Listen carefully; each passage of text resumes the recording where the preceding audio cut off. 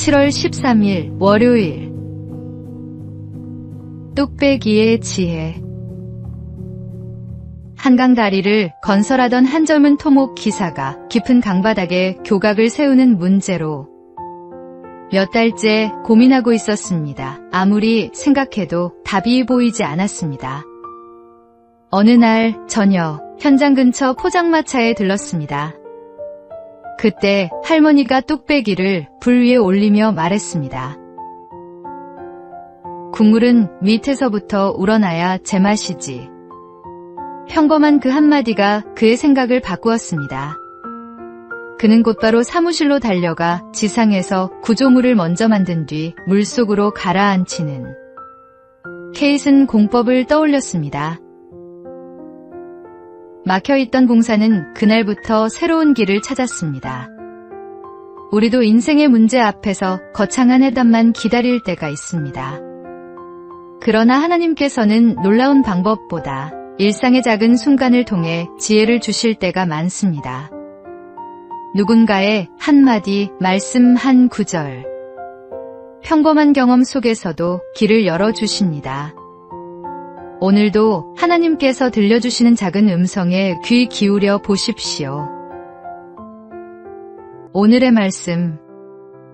너희 중에 누구든지 지혜가 부족하거든 모든 사람에게 후히 주시고 꾸짖지 아니하시는 하나님께 구하라. 그리하면 주시리라. 오늘의 만나. 하나님은 뜻밖의 자리에서 뜻밖의 방식으로 길을 여십니다.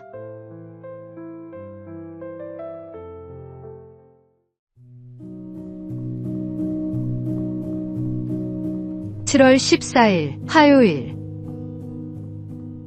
오늘 주어진 86,400초. 매일 아침 당신의 통장에 86,400원이 입금된다고 상상해 보십시오.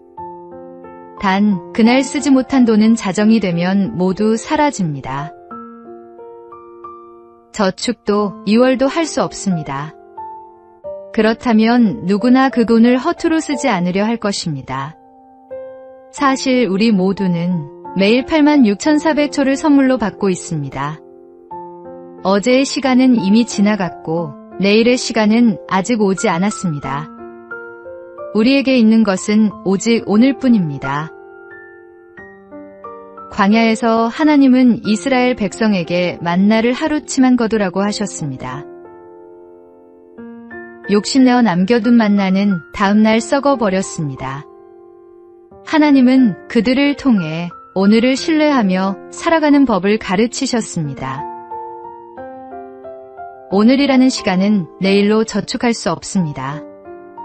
사랑할 수 있을 때 사랑하고 감사할 수 있을 때 감사하며 하나님께서 주신 오늘을 충실히 살아야 합니다.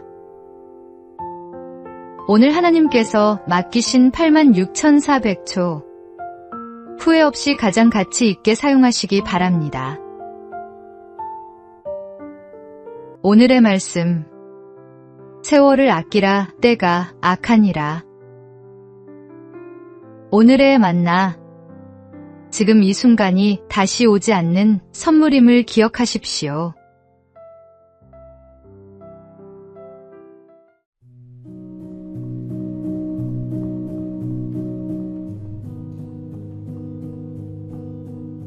(7월 15일) 수요일. 붓 하나가 남았을 때.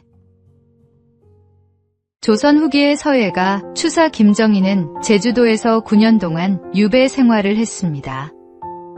벼슬도 명예도 사람들도 모두 잃었습니다.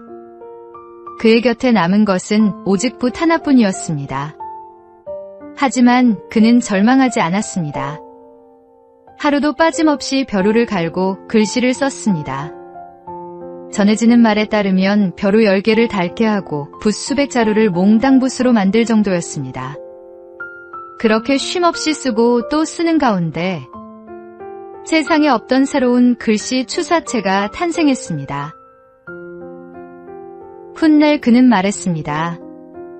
벼루 10개를 구멍내고 부천 자루를 몽당붓으로 만들고 나서야 비로소 글씨를 알았다. 우리의 삶에도 모든 것을 잃은 것 같은 시간이 찾아옵니다. 지금 내게 남은 것이 붓 하나뿐인 것처럼 느껴진다면 낙심하지 마십시오. 하나님은 바로 그 작은 것을 통해 새로운 작품을 만들어 가십니다. 오늘의 말씀. 내게 능력 주시는 자 안에서 내가 모든 것을 할 수 있느니라. 오늘의 만나. 가장 적게 남은 것처럼 보이는 그 자리에서 하나님은 새로운 길을 여십니다.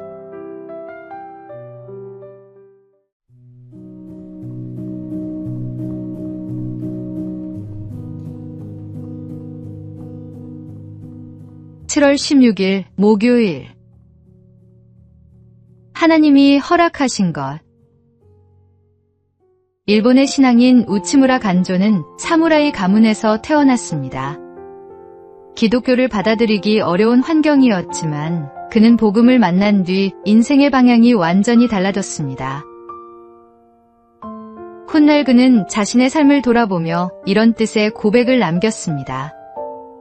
내가 붙잡으려 했던 계획은 자주 무너졌지만 하나님께서 맡기신 일은 길이 열렸다.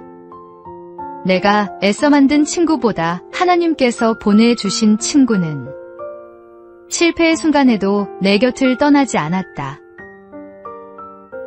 우리도 살아가다 보면 꼭 붙잡고 싶었던 것이 떠나가는 경험을 합니다. 그러나 시간이 지나 돌아보면 끝까지 남아있었던 것은 하나님께서 허락하신 은혜와 사람들이었습니다. 하나님은 우리에게 가장 좋은 것을 가장 좋은 때에 허락하시는 분입니다. 오늘도 하나님께서 허락하신 사람과 환경, 그리고 맡겨주신 일을 감사함으로 받아들이십시오. 그 길 끝에는 언제나 하나님의 가장 선한 계획이 기다리고 있습니다. 오늘의 말씀. 사람이 마음으로 자기의 길을 계획할지라도 그의 걸음을 인도하시는 이는 여호와시니라. 오늘의 만나. 오늘도 주님의 인도하심을 신뢰하며 한 걸음 내디디십시오.